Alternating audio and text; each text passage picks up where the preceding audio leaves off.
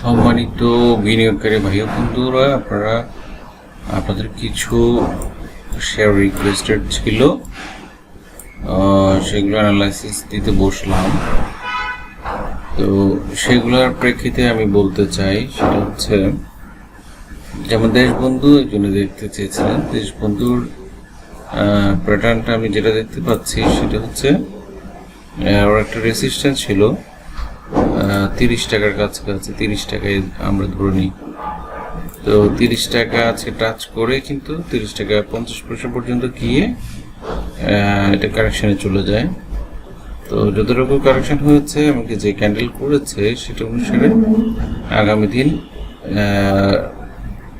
পতনমুখী হওয়ার সম্ভাবনা সবচেয়ে বেশি, কারণ এই ধরনের ক্যান্ডেলে বাড়ে না। কারণ আজকে এত পয়েন্টস বাড়ার পরেও কিন্তু সেল প্রেশার ধরে রাখতে পারেনি।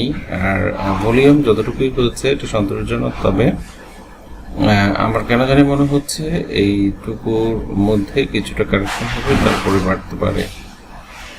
এ হচ্ছে দেশবন্ধু পলিমার। তারপরে আরেকজনে গোল্ডেন সোন নিয়ে জানতে চেয়েছিলেন। গোল্ডেন সোনের ক্ষেত্রে আমি যেটা বলবো, গোল্ডেন সোনের যে ইন্ডিকেটরগুলো আছে, ইন্ডিকেটর অনুসারে মাত্র RSI মান 50 দেখাচ্ছে। MACD পজিটিভ, স্টচ পজিটিভ, সব কিছুই পজিটিভ। তাহলে সেখানে আলোচনার মধ্যে যেটা আমি বলতে চাই সেটা হচ্ছে, কিছুদিন আগে এটা যে কারেকশনটা করেছে গতকালকে, সেটা ওভারকাম করেছে। আমার তার মানেটা হচ্ছে সে মুভিং এভারেজ 20, যেটা এখানে কালার ইয়েলো কালার হিসেবে আছে, এই যে এটা এখানে আমরা দেখতে পাচ্ছি 18 টাকা 50 পয়সায় এটা গতকালকে অতিক্রম করেছে, যেটার কারণে আজকে অনেকটুকু বেড়েছে। তবে এইটারও ক্যান্ডেলস্টিক যে হ্যামার ক্যান্ডেলস্টিক করেছে সেটাও কিন্তু নির্দেশনা দিচ্ছে আগামী দিন সেল প্রেশার আসতে পারে। তবে ভলিউম অনেক বেড়েছে, প্রাইস গ্রিন আছে, তারপরেও এটা না বললেই নয়। আর পড়লেও এটা খুব বেশি হলে 18 টাকা 50-60 পর্যন্ত আসতে পারে, এর বেশি নয়। এরপরে আমরা দেখি ইবনে সিনা সম্বন্ধে কেন জানতে চেয়েছেন। ইবনে সিনা খুবই ফান্ডামেন্টাল একটা শেয়ার, দীর্ঘদিন এটা নড়াচড়া করছে না। তো যে পজিশনে এসে দাঁড়িয়েছে, যতটুকু বেড়েছে পড়ার পরে যেভাবে এসে সাপোর্ট জোনে দাঁড়িয়েছে, এটা যদি এটার মধ্যে আর কোনো অসঙ্গতি ও সমস্যা না থাকে, তাহলে আমি বলবো এটা এখন শুধু বাড়ার পালা, কমার কথা না। তারপরে চলুন আমরা আরো কিছু শেয়ার দেখে নিই। তার মধ্যে লাইফ ইন্স্যুরেন্স নিয়ে, ইন্স্যুরেন্স সেক্টর নিয়ে অনেকে দেখতে বলেছিলেন। তো আমি সেখানে ফার্স্টে লাইফ ইন্স্যুরেন্সটা দেখি। লাইফ ইন্স্যুরেন্সের মধ্যে আমি যে জিনিসটা দেখতে পাচ্ছি সেটা হচ্ছে লাস্ট পতনের যে মানটা ছিল সেটা 60.3, সেখান থেকে একবার উঠেছে আবার কমেছে, কমার পরে কিন্তু লোয়ার হাই করেছে, লোয়ার লো করতে পারেনি বা ডবল বটমও করেনি। সেখান থেকে আবার বেড়েছে, ডবল টপ করেছে, ডবল টপ করে আবারও পড়েছে, কিন্তু ডবল বটম করে এখন আবার বেড়েছে। এখন ট্রিপল টপ হয়েছে। ট্রিপল টপ যেহেতু হয়েছে, এখন হচ্ছে রিটেস্টের পালা। তো আজকে আমরা রূপালী লাইফকে যে হারে বাড়তে দেখেছি, তারপরে ম্যাগনা লাইফকে যেভাবে বাড়তে দেখেছি, আমার মনে হচ্ছে এবার এটা ব্রেকআউট করে চলে যাবে।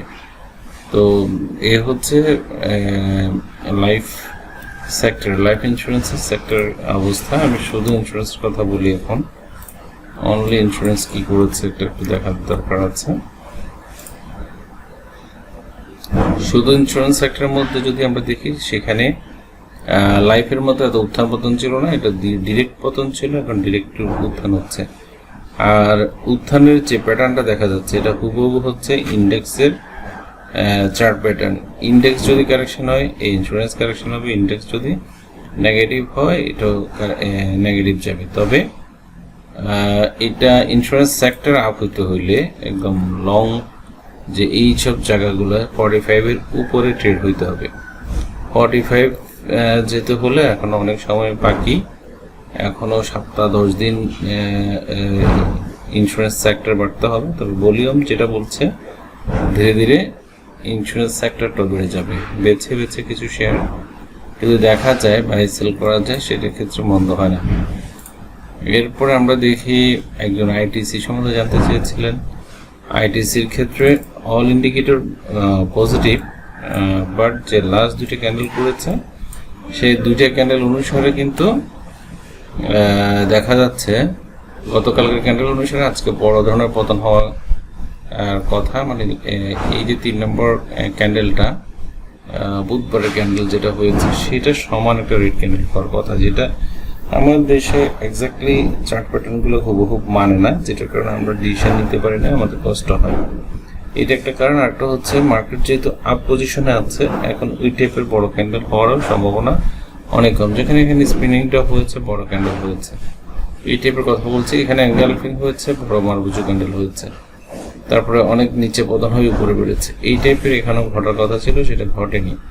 তবে আমি বলবো পড়লে এটা 44 পর্যন্ত আসতে পারে, আরো 1.5 টাকা পড়ার জায়গা আছে, সেটা আগামী দিনই হয়তো এই ধরনের ঘটনা ঘটে যেতে পারে। আর লাইফ ইন্স্যুরেন্স সেক্টর যেহেতু দেখেছি, মেঘনা লাইফটা একজন রিকোয়েস্ট করেছেন। মেঘনা লাইফ আজকের পজিশন অনুসারে তার মুভিং অ্যাভারেজ 20, মুভিং অ্যাভারেজ 50 সবই ওভারকাম করেছে। এখন এটার উপরে যাওয়া ছাড়া আর কোনো বিকল্প আমি দেখতে পাচ্ছি না মেঘনা লাইফ। আর এখন আজকে একজনের সলভো কেমিক্যাল নিয়ে একটা অ্যানালাইসিস দিতে বলেছিলেন। সলভো কেমিক্যালের কথা না বললে না, একটা কারণে, সেটা হচ্ছে ফান্ডামেন্টাল ইস্যুসগুলো চেক করার দায়িত্ব কিন্তু আপনাদের, আমি শুধু টেকনিক্যাল সাইডটা দেখছি। এটা একটা বড় ধরনের রেসিস্ট্যান্স ছিল, সেটা আজকে ওভারকাম করেছে। আর এইখানে যে একটা সাইডে মুভমেন্ট ছিল, আমি গত কিছুদিন থেকে একটা কথা বলছি, যে শেয়ারগুলো আর পড়ছে না, সাইডে মুভমেন্ট করছে, ছোট ছোট উঠানামা করছে, এই শেয়ারগুলোতে এন্ট্রি নিয়ে থাকলে যে কোনো দিন বড় একটা ক্যান্ডেল হবে, আর 2 দিনে সেখান থেকে বেরিয়ে আসা যাবে। এখানে যে টাইপের ভলিউম হচ্ছে, যে ক্যান্ডেল করেছে, এইটা উপরে যাওয়ার ছাড়া আর কোনো বিকল্প রাস্তা নাই। তারপরে হচ্ছে ব্র্যাক ব্যাংক থেকে একটা অ্যানালাইসিস দেখতে চেয়েছিল। ব্র্যাক ব্যাংক গতকালকে সবচেয়ে বেশি বেড়েছে, আজকেও মোটামুটি বেড়েছে 50 পয়সার মতো। ওটার যে রেসিস্ট্যান্স ছিল 36 টাকা, সেটা আজকে গতকালকেই পার করেছে, পার করে মোটামুটি উপরে ক্লোজ করেছে। এখন আর 36 টাকার নিচে যদি না আসে, সেটা উপরে যাবে, আমরা একটু কি বলতে পারি।